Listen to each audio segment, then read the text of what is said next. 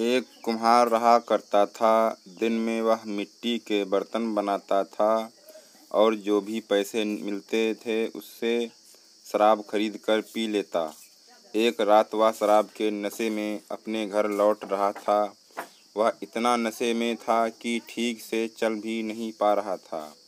अचानक उसका पैर लड़खड़ाया और वह ज़मीन पर गिर पड़ा। ज़मीन पर कांच के टुकड़े पड़े थे, जिनमें से एक टुकड़ा उसके माथे में घुस गया। उसके माथे से खून बहने लगा। इसके बाद कुम्हार किसी तरह उठा और अपने घर की ओर चल दिया। अगले दिन जब उसे होश आया तो वह वैद्य के पास गया और पट्टी करवाकर दवाई ली।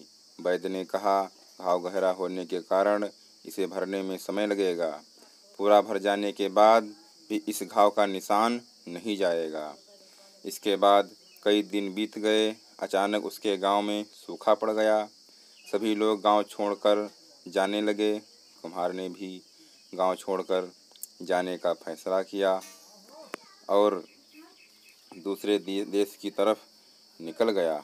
नए देश में जाकर वह राजा के दरबार में नौकरी मांगने गया।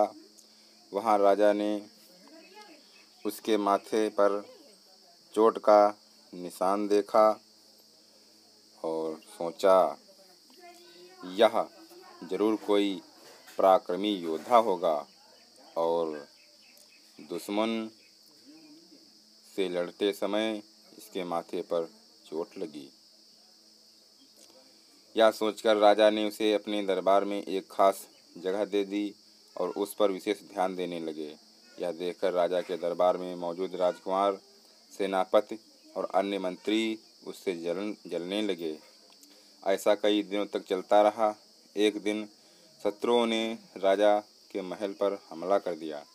राजा ने अपनी पूरी सेना को युद्ध के लिए तैयार किया। उसने युधिष्ठिर से कहा, युद्ध में जाने के लिए। युधिष्ठिर जब युद्ध भूमि की तरफ जा रहा था तो राजा ने उससे पूछा कि उसके माथे पर यह चोट किस युद्ध में लगी थी। इस पर कुम्हार ने सोचा कि अब वह राजा का भरोसा जीत चुका है और अब अगर वह राजा को सच बता देगा तो कोई समस्या नहीं होगी। यह सोचकर उसने राजा से कहा, राजन, मैं कोई योद्धा नहीं हूँ, मैं तो एक साधारण सा कुम्हार हूँ। यह चोट मुझे किसी युद्ध में नहीं बल्कि शराब पीकर गिरने के कारण लगी थी।